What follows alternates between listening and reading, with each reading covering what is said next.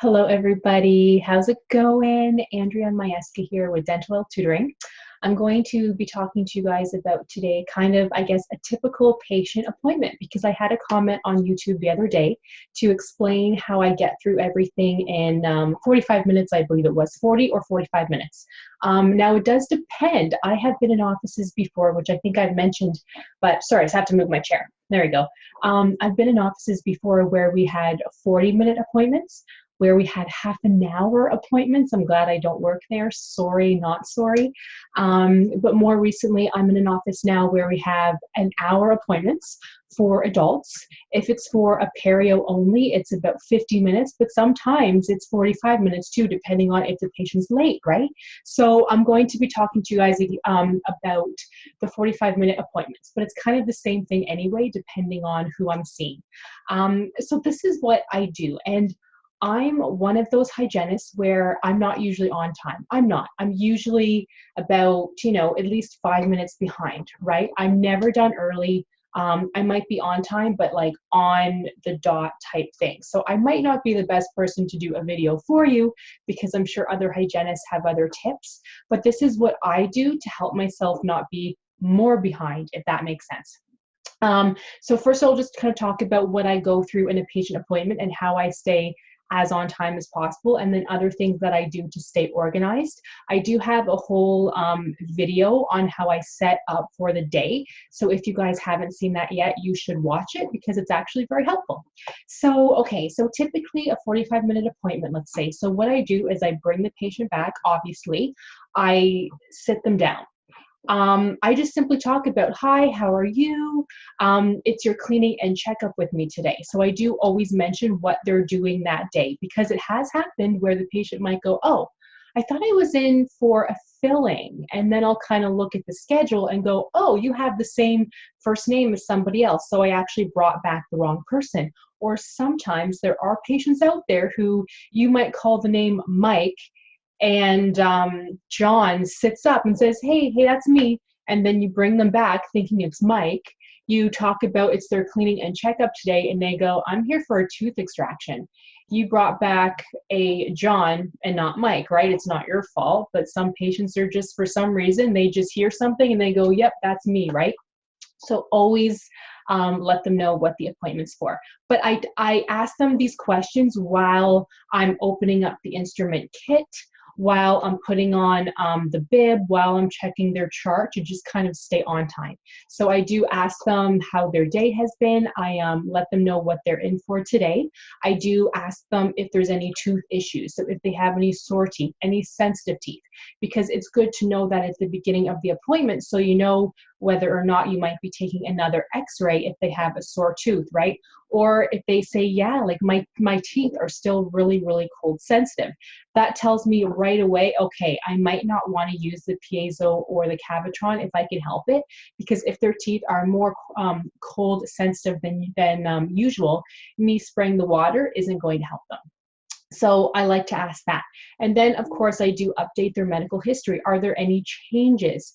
If they're taking any medications, I do say, are you still taking? And then I will read off the list.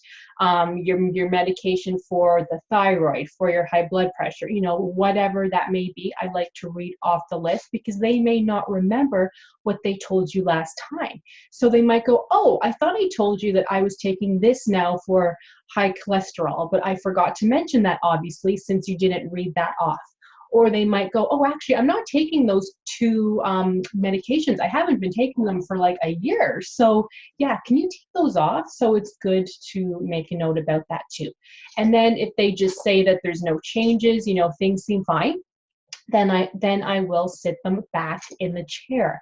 And I do always like to ask them though too if they have any questions before we get started, because they may not have a tooth issue, they may not have any medical changes, but they might be thinking, oh, I'm kind of curious about this, or you know what, I tried to whiten the other day, but it didn't work, or whatever, right? I like to ask them if they have any questions as I'm sitting them back, so that while I'm cleaning their teeth, I can talk about their questions. So hypothetically, if a patient says that they used the Crest strips last week and their teeth are so cold sensitive still, instead of me you know, talking and saying to them, oh, okay, well, let's talk about it, I'm wasting time in a sense. So what I do is I sit them back, I start cleaning their teeth, and while I'm cleaning, I will be talking.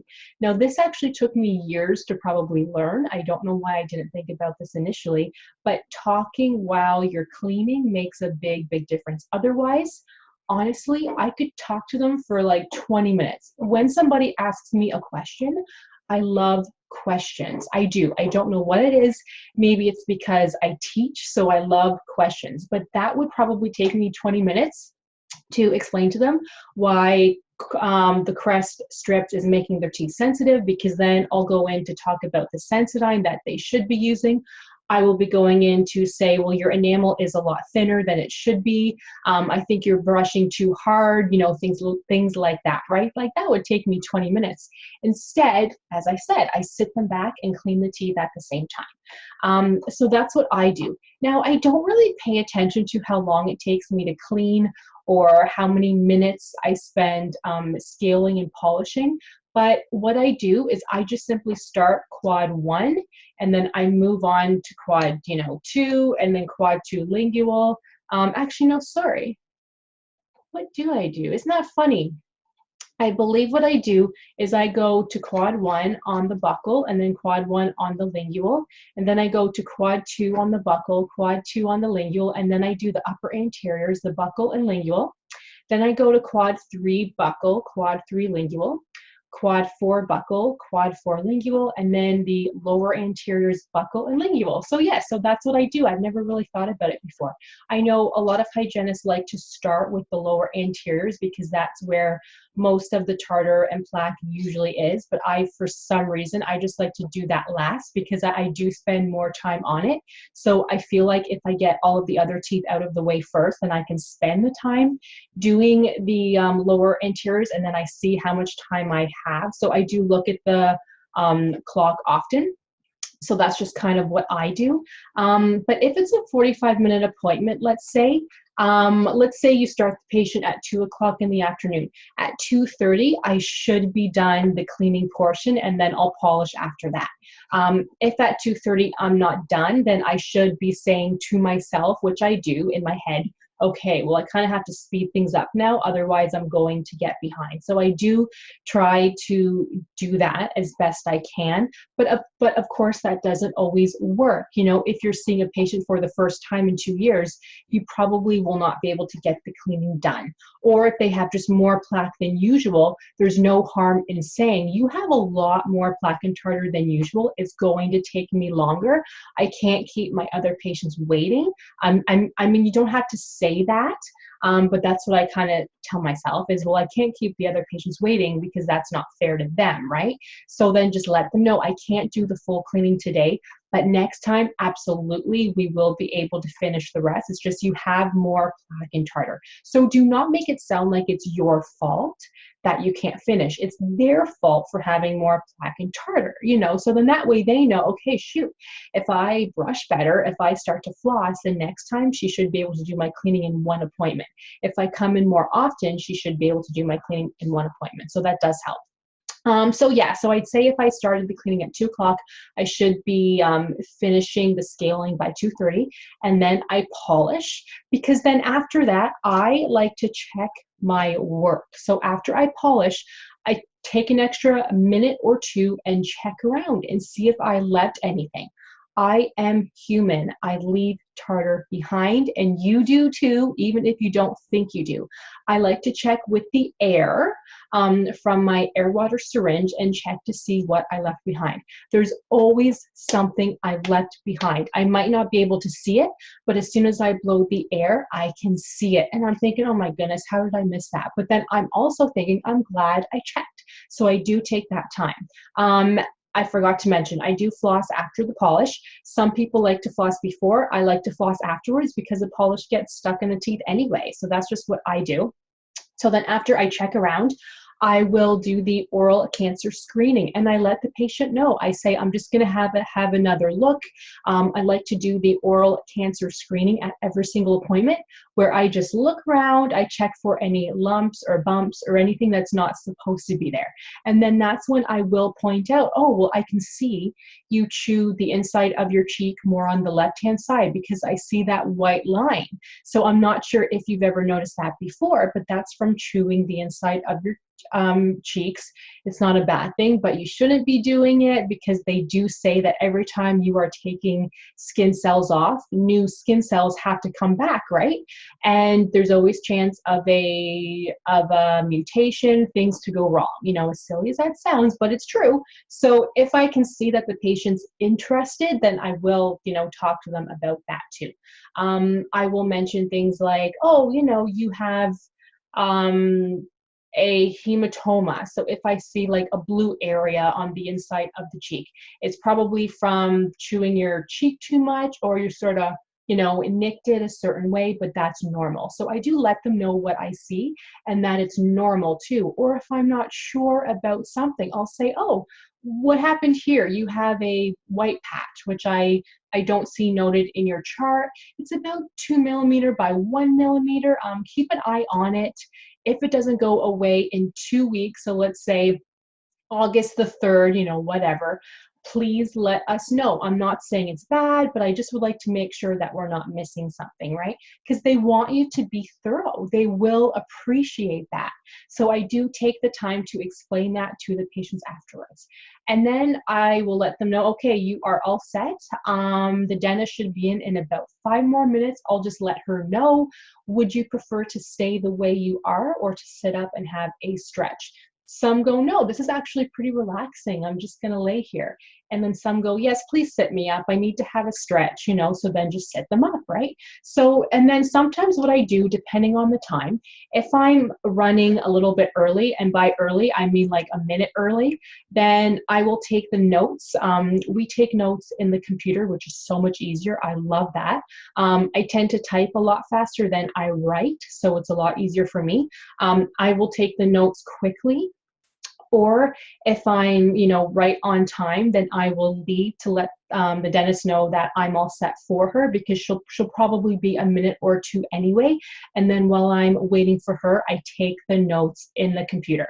Now, I can't stress enough to, even if you're behind, after you bring the patient out, take the notes right away. Do not wait until the end of the day, because I used to do that, especially if I was working in an office. Oh, sorry guys, I'm just gonna pause and let my dog out. Sorry guys, there was somebody at the door and my dog was barking and I had shut the door to my office, so I just wanted to quickly let her out. And now my husband's like yelling at them because they're too loud. I do it too. I'm like, shut up. Anyways, sorry guys. So what was I talking about? Oh yes. So please write your notes at the end of the patient, even if you're honestly 20 minutes behind. Take those 5 minutes or whatever to take the notes, because I made the mistake of before, and sometimes I do still do it, but then I kick myself, is I'll wait to take the notes at the end of the day.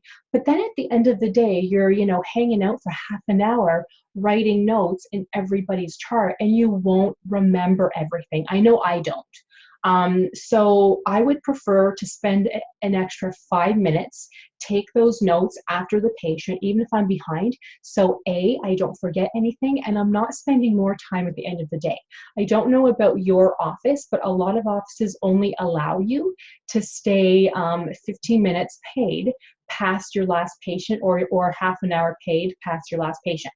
But if you have to spend that time taking notes, you're not being paid for that time, because you still have to clean up, possibly set up for the next day, run the lines, you know, just do whatever you have to do. So it makes sense to me to take the notes, and yes, I'll be behind, but after each patient, so at least I'm being paid at the end of the day to, you know, do what I'm supposed to be doing, you know, cleaning up, sterilizing the instruments, stocking the room, you know, things like that.